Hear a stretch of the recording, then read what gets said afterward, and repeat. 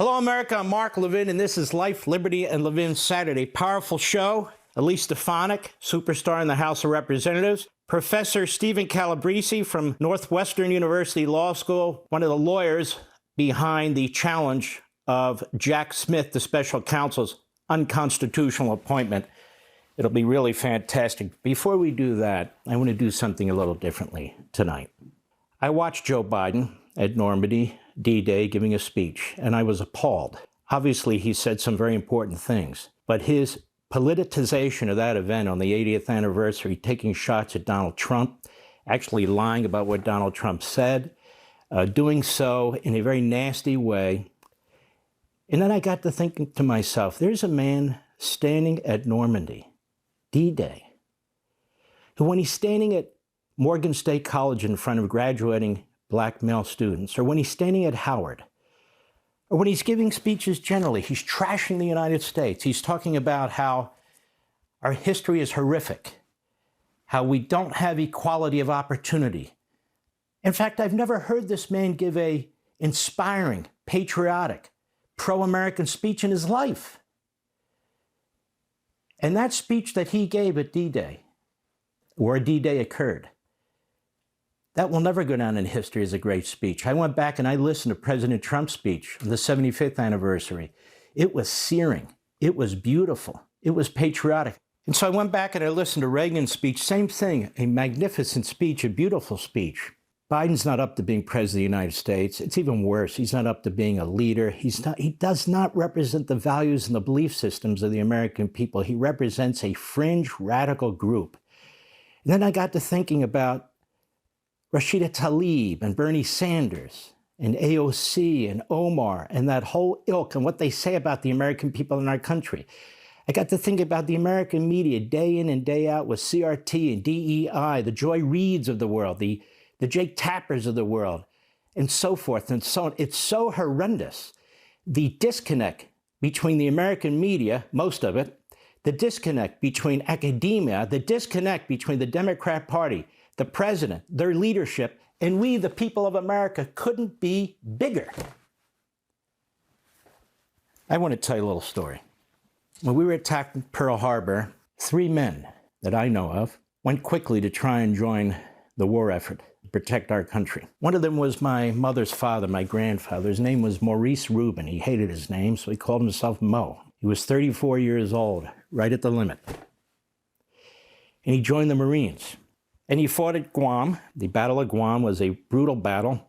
It went on from July 21st to August 10th, 1944. Almost 2,000 of our men were killed, over 6,000 wounded. But that wasn't the end of it. He was in the 5th Division of the Marines, and this is his platoon. You can see the men in this platoon. I think it was platoon 13, if I recall. And you can see him there. I want you to look at that picture. The vast majority of those men died on Iwo Jima. They never came home. I want you to look at them. Do they seem like they're privileged? No, they're not privileged. My grandfather was born dirt poor. His parents came over from Russia with nothing. Everything he had, he worked for. There was no welfare state. But he loved his country to the core. The Battle of Iwo Jima, 6,800 Americans died on that island, over 19,000 casualties. That battle went on from February 19 to March 26, 5 to 6 weeks, and look at the casualties. There were more Medal of Honor recipients as a result of that engagement, 27, than in any battle in American history. The 5th Marine Division. Of that division, there were other Marine divisions, almost 2,500 died. Over 6,000 wounded. They sustained the heaviest losses. My grandfather was a patriot. When he came back from that war, his hand shook. He lost his voice. He spoke like this the rest of his life. I remember when I first met my grandfather, he was about 6'3", he was a big man. He'd been an amateur boxer. He was a tough guy. I remember him walking into our house. He wore a big Stetson, a long brown leather coat, in a Chihuahua in his pocket that he gave to the family, a Chihuahua puppy, as a gift. That's my first memory of him. He was no damn white supremacist. Period. He was a patriotic American. And in the latter years of his life, he lived in quietly. Diabetes, had to have his foot removed, and so forth and so on. Our story is not unique. I want to tell you about another man in our family. By the way, his brother-in-law, that is his sister's husband, his name was Teddy. He joined the Marines the same day. He fought in the Solomon Islands, Guadalcanal. He was a big, tough man with big hands. That's what I remember. Two tremendous patriots. Tremendous patriots. And then there was my father. I'm telling you this for a reason, because American families all over this country have gone through this. American citizens who deserve respect by their government, who deserve respect by their president, rather than having their families attacked over and over and over again and lies told about them and the projection of racism on top of them. The racism that the Biden family practiced, the racism that Joe Biden practiced in the Senate, that had nothing to do with my father, my grandfather, my great-uncle, my family, nothing. That's on Biden. On July 4th, 1937, my father, Jack, then 12 years old, and a neighborhood buddy walked several miles from their homes to the parade route where the city of Philadelphia was celebrating our nation's founding. The route stretched from Center City, Philadelphia, not far from Independence Hall, to the Philadelphia Art Museum, which Sylvester Stallone would make famous in the Rocky movies nearly 40 years later. One of the dignitaries in the parade caught my father's attention, a Civil War veteran. He sat on the back of a four-door convertible, dressed in his old Union uniform, including his campaign hat. Behind him marched a small group of Spanish-American war veterans. But of all the soldiers, veterans, and marching bands my father saw that day, the Union soldier stood out. Young Jack had read somewhat about the Civil War in school, but seeing the soldier in the flesh intrigued him. The soldier would become seared in my father's mind. The most costly war in American history had become real to him. Thus began my father's lifelong journey of self-education and patriotic preaching about this great nation's history and founding principles. At a young age, Jack had a knack for drawing, designing, and inventing, and when he was 13, he designed an automobile window, an invention for a contest the Philadelphia Daily News was conducting in conjunction with the release of the movie Young Tom Edison, starring Mickey Rooney. Remember that little sort of triangle window? Well, among others, that was his idea. He was one of only 5 winners citywide and earned a trip to the 1939 New York World's Fair. This had an incredible impression on him. At 15, my father submitted an idea with drawings for animating the story A Christmas Carol to the Walt Disney Studio in California. The studio loved it and asked that he provide more examples of his work, including humorous cartoon drawings, which he did. They next contacted Jack's parents and asked whether they would allow their son to join Disney Studios. Well, they said they would provide him with dormitory space and schooling at their facility while he was working for them, but his parents, concerned about his age, turned down the offer. My father grew up during the Great Depression. His family was very, very poor. His father, Harry, worked at part-time jobs when he could find them. His mother, Sarah, worked in a cigar factory about a mile down from where they were living. Jack was the eldest of 4 children and the only boy, and when he turned 16, after the school day ended, he would walk to the cigar factory down the street where he worked until midnight, earning the going rate of $17 a week. On weekends, my father took freelance jobs with furniture frame manufacturers, sketching frames to upholster sofas and chairs. He was paid $2 for a set of drawings.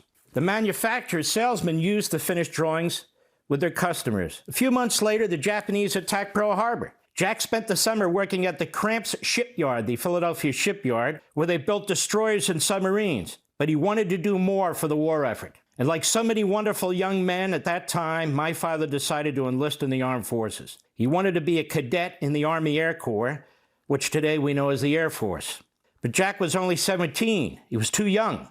So he secured a copy of his birth certificate from City Hall, rubbed out the number 5 in 1925, his birth year, and wrote in 4. And just like that, he reached the legal age requirement of 18. Now, if he could pass the rigorous Air Corps exam, he was in. 10 would-be cadets took the exam, including students from the University of Pennsylvania, but only 4 passed, including my father. Not long thereafter, as my father was boarding a train to Biloxi, Mississippi for basic training, a soldier stopped him and told him the lieutenant wanted to see him. The lieutenant, who had taken a close look at the birth certificate, asked Jack how old he was. Well, Jack told him the truth. The lieutenant wasn't very happy, but he told my father when he turned 18, he could join up. A week after, he turned 18, and he did. And while in the service, Jack would use brief respites to draw cartoons, which were published in a variety of newspapers. He would later join the regular army in the infantry, and it always bothered him. They never sent him overseas. And when he was on his deathbed, he called me over about 5.5 years ago. It was just he and I in the hospital room. His body was racked with cancer. He said, "You know, Mark, I know why God didn't send me to Europe." I said, "Why, Dad?" "So I could have you. Your mother and I could have you." My parents were great people. And as he was dying, he was trying to write another book on the Declaration of Independence. He wrote several books: the Gettysburg Address, Lincoln's Second Inaugural Address.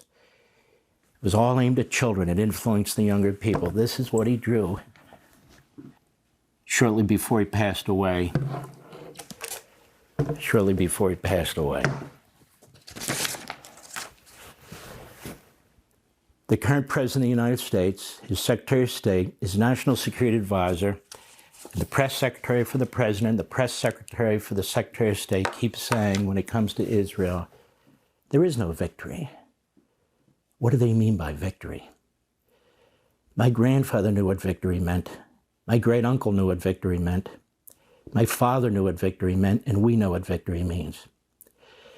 And when I listened to Donald Trump's speech and him reference the concentration camps, and when I listened to Ronald Reagan's speech and he referenced the 6 million Jews have been slaughtered, when I listened to Joe Biden's speech, he never mentioned Israel, not once. Talked about Trump without naming him. He talked about Ukraine, and I agree with him on Ukraine. But he's the one that's held back Ukraine despite all the money spent. They haven't gotten the armaments that they need to actually defeat some of these Russian battalions. And he's withheld. They're okay for them to attack beyond a certain level. The Europeans have been begging him. And he talks about democracy. When he's in front of other groups, he talks about his hate for America. You know who else knew about victory? Dwight Eisenhower and Harry Truman. They knew something about victory. After close to 5 years of fighting the Nazis in Europe, General Dwight Eisenhower issued the Order of the Day on June 6, 1944, D-Day, that said in part, "The tide has turned, the free men of the world are marching together to victory. I have full confidence in your courage, devotion to duty, and skill in battle. We will accept nothing less than victory." Almost a year after D-Day, President Harry Truman announced victory in Europe, VE Day, on May 8, 1945, in which he said, in part, "For this victory, we join in offering our thanks to the providence which has guided and sustained us through the dark days of adversity. Our rejoicing is sobered and subdued by a supreme consciousness of the terrible price we have paid to rid the world of Hitler and his evil band. If I could give you a simple watchword for the coming months, that word is work, work, and more work. We must work to finish the war. Our victory is only half over. Much remains to be done. The victory won in the West must now be won in the East. For the triumph of spirit and of arms, which we have won, and for its promise to peoples everywhere who join us in the love of freedom, it is fitting that we as a nation give thanks to Almighty God, who has strengthened us and given us the victory. I call upon the people of the United States, whatever their faith, to unite in offering joyful thanks to God for the victory we have won, and to pray that he will support us to the end of our present struggle and guide us into the way of peace. I also call upon my countrymen to dedicate this day of prayer to the memory of those who have given their lives to make possible our victory. I send also my personal appreciation of the superb leadership shown by you and your commanders. and directing the valiant legions of our own country and of our allies to this historic victory. Every president has known what a victory means, perhaps other than Obama and Biden. The reason there isn't victory in Israel right now is because Biden is funding the enemy, and he's preventing Israel from winning. What is victory, they ask? The reason the Ukrainians are now on their heels isn't because of lack of money and arms, it's because Biden has held them back. Well, he's talking about Russia, and he used that D-Day speech to lie about your political opponent in front of the world, where all those brave men are buried. At that solemn place, on that solemn day, is disgusting.